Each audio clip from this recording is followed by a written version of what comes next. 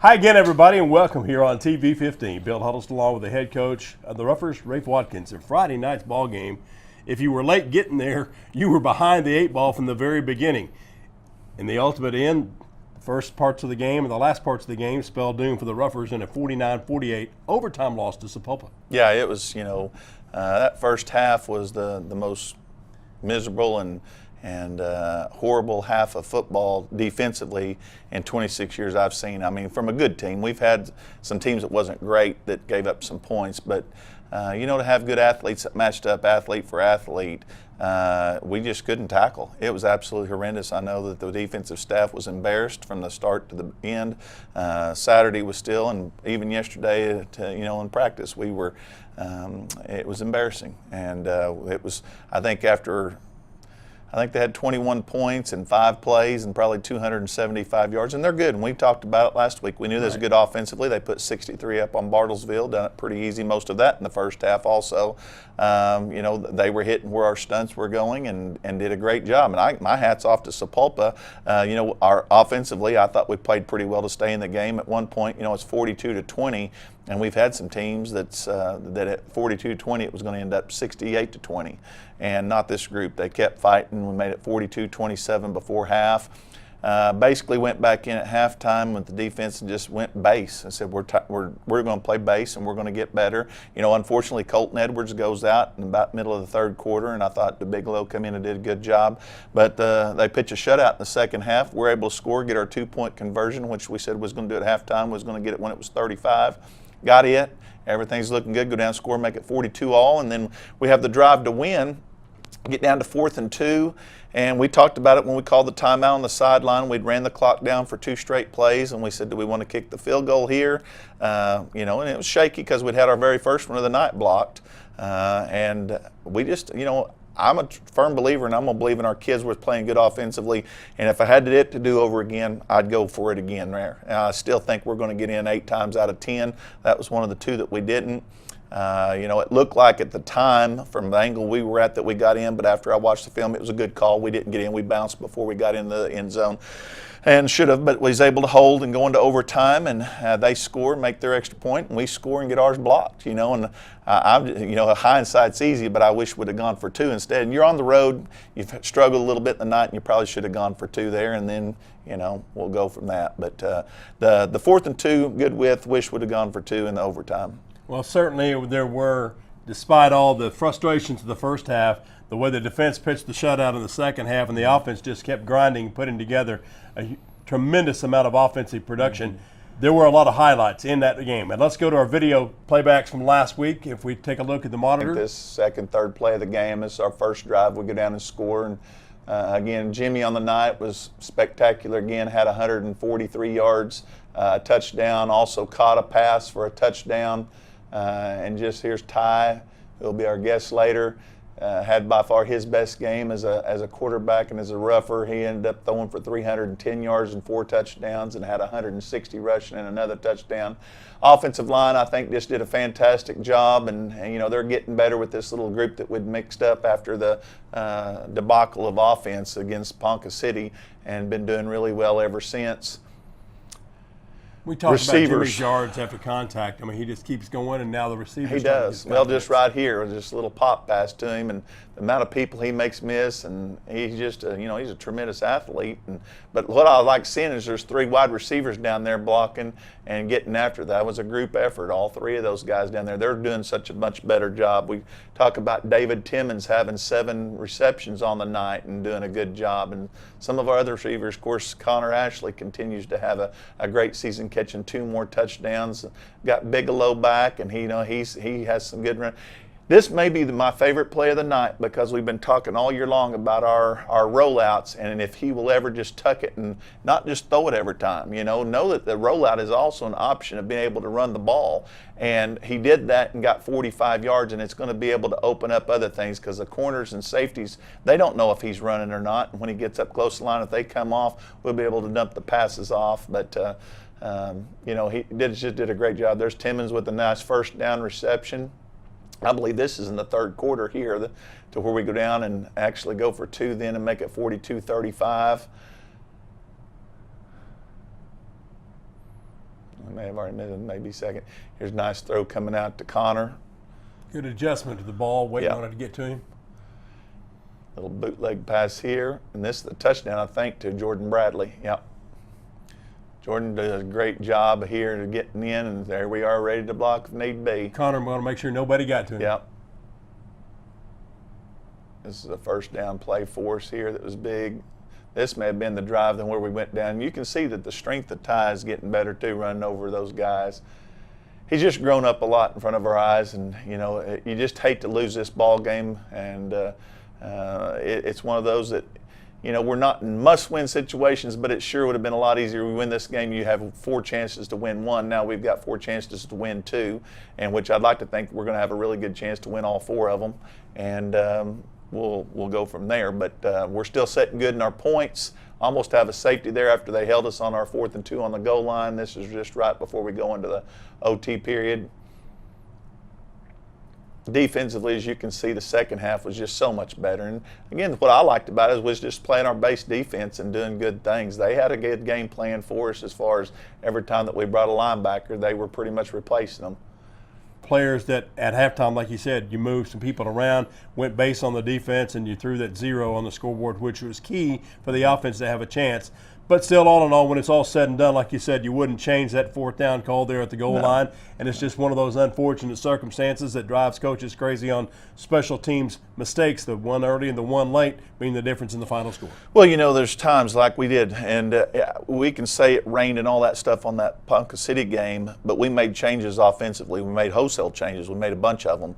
And we just looked at it Saturday and said, it's time to make some changes on defense as well. And, if you just keep banging your head against a wall, you're not getting a whole lot done. So we're going to take some chances. We're going to have some different linebackers in there this week. Of course, Colton's out for this week, so we're going to have Big Low back in there at defensive end, which makes Harris have to play more tight end, and which is fine because he's been doing a really good job. And again, our receivers we feel like's better, but we're moving some folks around, and we're going to figure out. We're going to get 11 guys on the field that want to go and tackle, and are going to fly to it and make tackles, and because that's all defense is. I mean, it's just want to and getting up there and making tackles. The other night in the first half, we're in position to make the play. We just don't do it, and we're going to find 11 people that's going to.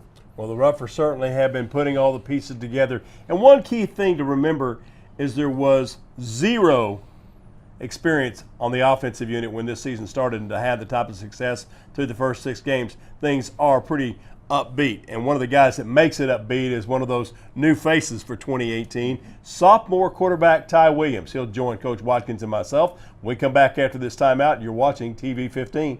Our mobile apps are taking the country by storm, and none more. These apps are the home base for your school's athletic needs. Back on TV 15, BiIl Huddleston with Rafe Watkins, and Coach, in between us is a young man that had to have a lot of butterflies in his belly week 1, but I think now he's beginning to settle into a comfortable position at quarterback, Ty Williams. Oh, I certainly think that it is. You're still going to have butterflies. I get butterflies after 26 years of coaching, but to have the team in your hands and be a sophomore, I'm sure he was nervous and stuff. He can tell you more here shortly, but he certainly seems to have settled in. He's had a good season all year long, but by far Friday night was his best game. Threw for 310 yards, 4 touchdowns, ran for another 160 and a score. So, he did about all he could do, and I know he'll say that his line was doing a good lot for him, which they were, but he does a lot on his own. He's an outstanding quarterback, and the sky's the limit for this guy when he continues to get stronger in the weight room and understands the quarterback position even better. He's going to be something special one day. Ty, you hear Rafe giving you all those accolades. Tell me how much more your confidence is now after 6 games than maybe what it was going into week 1. Week 1, I was real nervous. That first play really boosted my confidence. Sure. Now I'm getting comfortable to the game. You had some exciting moments this season. Kind of describe what goes on in the huddle. I mean, you're the guy making all the calls. How do you get everybody's attention to get juniors and seniors to listen to a sophomore? Well, our line trusts me a lot, so that's where it is. Trust each other. Now, this year's offense, we've seen a lot of yards out of Jimmy Coleman. We've seen a lot of yardage out of you. It's not about who gets the yards or who gets the points. It's about who gets the W. Am I right? Yes, sir. Why is that? Why is it not important for you to have all the numbers or the accolades? I mean, Coach just talked about your excellent statistics last week. Why is it more of a team concept than a me concept? Because we all want to ring and we all want to win. You all want to win, and they all want to ring, Coach. Well, I'd like to get one with them. Absolutely. Now, Coach talked about getting faster, getting stronger. What have you done since last year as a freshman to now as sophomore to make yourself a more stronger conditioned athlete? Coach Sexton really helped me get a lot stronger because when I broke my arm, I really couldn't do a lot. Last year, as a freshman, watching the sideline because of a broken arm, elbow problem, Coach, he's totally displaced all those memories and is making everything happen almost to perfection on Friday. He has, and I don't know what have you probably grown another inch or two since then, and probably gained another 20 pounds. So, you know, I think he's still not finished growing. Obviously, he's going to gain more weight. I think, what are you, about 170 right now? Probably get up to about 185 by next year, maybe 190, depending on how much, you know, in the gains in the off season and the summer pride. But like I said, the sky's the limit for this young man. I truly believe he could be one of the best that I've ever coached. And again, it's just going to continue to be hard work. Now, I've also seen you begin to develop a little bit more trust in receivers because early on in the season, you and Jimmy were just really wanting to run the football. Last Friday night, you showed some ability to trust your receivers. How do you make contact? How do you develop that relationship with the wide receivers to know that when you run, they're going to block for you, but when it comes time to throw, they're going to catch? Well, it started with me. I had to start getting comfortable, like in the pocket and stuff. So once I started getting comfortable, that's when I finally figured out how to throw. Now, last week too, Coach, he's been primarily going almost like his primary receiver being Connor Ashley, but we saw David Timmons jump in with 6 receptions last Friday night, and he wasn't afraid to throw to him when the heat was on. David had a good night. You know, Jordan Bradley had a long touchdown. Of course, as you're saying, Connor had 2 touchdowns again. And we had several, but a lot of it is he's getting more comfortable in pocket. When you're sophomore and you're sitting there and seeing linebackers come, you're not seeing maybe some wide open receivers or anything. You're looking at that rush coming in. So, as he said, he's getting more comfortable there, so therefore it's going to be easier in the passing game. But I will say this too, I think our receivers are playing much better too. They're running the routes. They're understanding the game better. You got to realize that there was no returning starters. There was no returning any experience in that offense. There. And so not just he had a lot to learn, but our receivers had a lot to learn, and they're all still learning. We still have some busted receiver routes every now and then, but we're getting better at it, and that's all we can ask for is to continue to get better in that field. And when we start throwing the ball better, as we've told him, the running game even gets better because now then they can't all stack up in there in the box and put 8 or 9 in the box, and it gets tougher to run all the time. So when we stretch the field more, the running game becomes a lot easier too, and that's why he had 160 and Jimmy had 147. So that's only going to help us. But like you said, the main thing is we want that W. I don't care about stats. The only stat we care about is the W. The final scores. That's correct. Is that another guy that gets in that passing combination as well as blocking is your tight end, Caleb Bigelow. What are you watching for, Ty, when you're on the running game and you're looking to find somebody to give you just that crease? What are you looking for, how that wide receiver positions themselves to get past that defender? I follow them a lot, to be honest, because they just usually when they don't block the corner, their man is the one that tackles me. Now, I get also a lot of comments that Coach Callens sometimes wants to challenge you to a race. Who's faster, you or Coach K? I'm faster than Coach. Coach? He's faster. Even in Coach Callen's prime, when his age, he's going to outrun Coach Callen's. Well, let's hope he goes Coach Callens could throw the football, I will tell him this, but he'll outrun Coach Callens. Let's hope he grows up to be the type of quarterback and even better than what Coach Callens was. But right now he's doing a great job as a sophomore. We've got 2 more years of this, big boy. So this is just the first of many interviews we'll have with the guy that directs the Rougher offense, Ty Williams, sophomore quarterback from Muskogee. When Rafe and I come back, we'll talk about this week's game. A must-win situation as far as playoffs are concerned against the Shawnee Wolves. That with Coach Watkins when we come back after this timeout. You're watching TV 15. Our mobile apps are taking the country by storm, and none more than our fully customizable apps. Available in the App Store and Google Play, these apps are the home base for your school's athletic needs.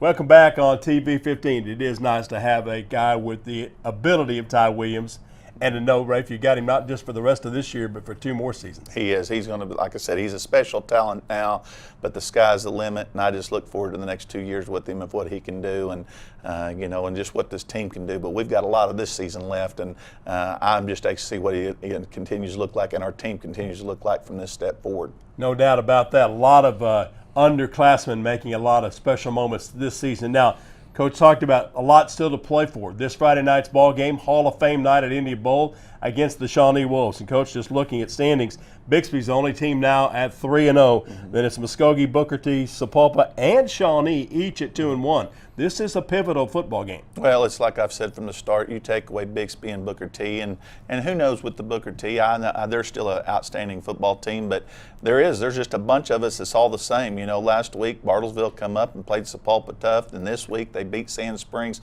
so they're much better than they were last year. And it's kind of what I said. There's about 6 of us that on any given night can beat each other, and I think that showed last Friday night. And we've got that big one coming in here. Shawnee's only lost coming to Booker T last week. They've already beat Sand Springs and Ponca City like we did as well, and they're coming here. And I've played against Shawnee since 2001, and Coach Brown and his staff do a great job down there. They always we had good defenses at Guthrie, and they could always score points on us.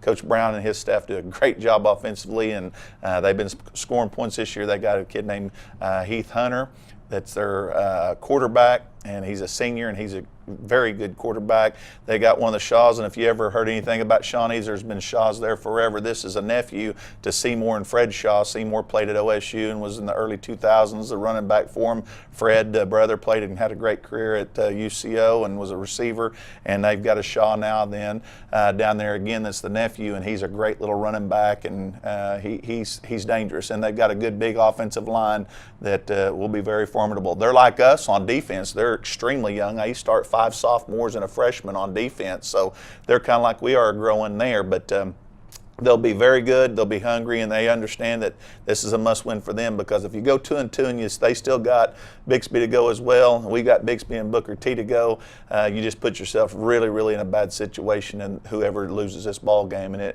it's Hall of Fame night. We need a huge crowd here for us. It's supposed to be beautiful weather, and we hope to have the Indian Bowl rocking. Key for Muskogee to be able to bounce back? I mean, is there a character? Is there a gut check? Is there a bruised attitude or ego after last week? There should be, and we talked about it yesterday at practice. I mean, if you're satisfied with how the other night just coming back and tying and going to overtime, if you're satisfied with that, you're in the wrong place. It should have never got to that situation.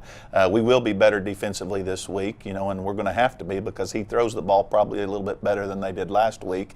Their running game's not quite as good as what Sapulpa's was, but again, we'll have our hands cut out, and we better not break our arms patting ourselves on the back offensively, because if we do, we'll fall off from what we've been accumulating from the last 2 weeks and building on. That we had a great showing against Sand Springs and then last week against Sapulpa, but I do believe that Shawnee's defense is better than those two, and so we'll have to play much better if we want to continue the success that we finally got going on offense. Like Coach said, too, it will be key to have a huge crowd, not just a good crowd, but a huge crowd there at Indian Bowl to not just welcome back the Hall of Fame class of 2018 and those 4 people, but also to welcome back home after 2 back-to-back weeks on the road, the Muskogee Ruffers when they take on Shawnee. It'll be a 7 o'clock kickoff. If there is, for some unforeseen reason, and in my opinion, unexcusable reason, Coach, for you not being there Friday night, you can follow the game as we do each and every week on the road or at home online at MuskogeeAthletics.com. Coach, time to get back in the win column. It is time, man, and continue to stay there and continue. And we talked about it yesterday in our scouting report. We're not looking ahead to anything else. We're not worried about what the standings are. We're taking it one game at a time, and this week all we can worry about Shawnee. Well, it's Ruffer time to get a win, and we hope you'll be there Friday night at Indian Bowl against Shawnee. For head coach Rafe Williams and our guest of the week, sophomore quarterback Ty Williams, I'm BiIl Huddleston saying so long, and remember, it's always a great day to be a Ruffer.